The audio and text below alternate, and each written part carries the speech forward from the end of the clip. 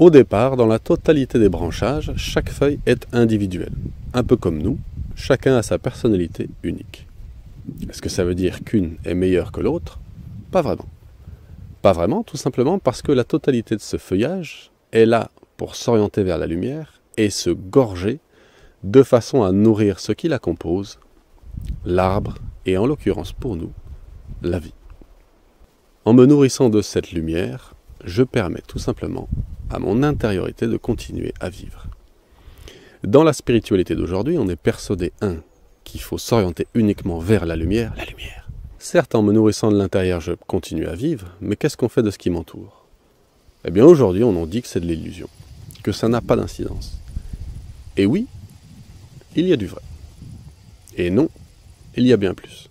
Il y a bien plus, pourquoi? Parce que l'arbre représente et nous montre l'exemple, tout simplement sur la façon dont la vie fonctionne. La vie n'est pas d'un point de vue unique. La vie est faite de multifacettes.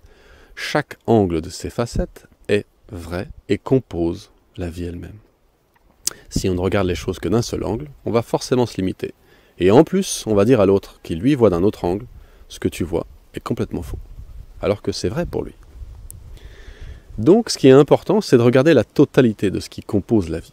L'arbre, encore une fois, nous montre l'exemple, car il prend ses racines dans la source, dans la terre, dans ce qui lui permet de se nourrir de l'intérieur profondément, pour aller puiser ensuite les ressources, de créer un feuillage avec des branches, des fleurs et des fruits, qui sont ensuite partageables. Super. Mais qu'est-ce que je fais de ce qui m'entoure?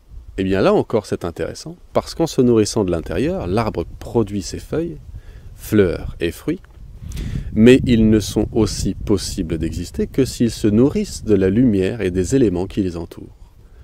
Ça veut donc dire, dans la globalité de la vie, qu'en me nourrissant de ce qui m'entoure, des éléments qui composent ma vie et qui s'articulent aux alentours, je peux tout aussi bien continuer à nourrir mon intériorité et du coup nourrir ma floraison, mes fruits et naturellement pouvoir les partager.